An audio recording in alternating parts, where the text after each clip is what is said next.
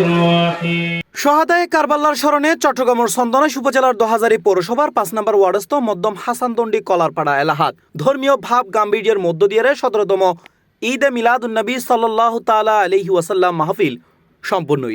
নিক্ষেপ করে দিল মধ্যম হাসানদণ্ডী কলারপাড়া হযরত আবু বকর সিদ্দিক রাদিয়াল্লাহু তাআলা আনহা স্মৃতি সংসদের উদ্যোগে কলারপাড়া মহল্লা উন্নয়ন কমিটির আয়োজনে শনিবার ৪ এপ্রিল দিনব্যাপী বিভিন্ন কর্মসূচি অনুষ্ঠিত হয়।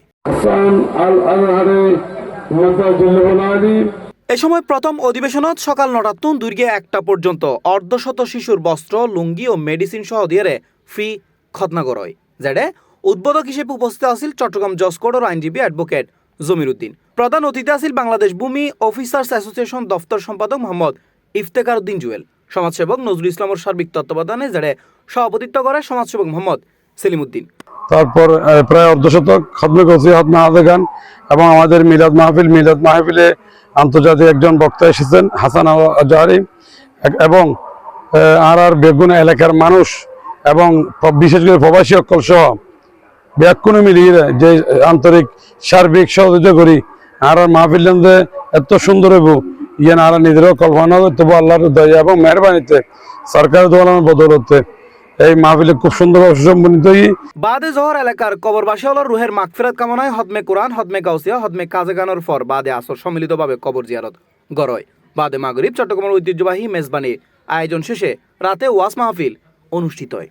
মাহফিলুত মোহাম্মদ জাহাঙ্গীর আলমর সভাপতিত্বে মেহমানে আলা হিসেবে উপস্থিত আছিল মুফতি আহমদ হোসেন আল কাদরি মাদ্দাজিল্লুহুল Ali.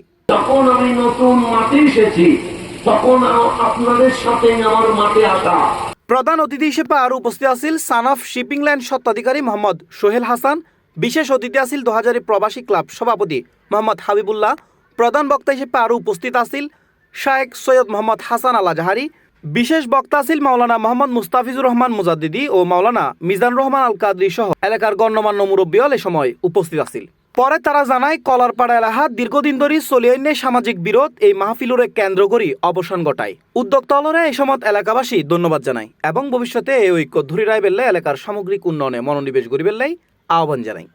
C plus TV, Chittagong.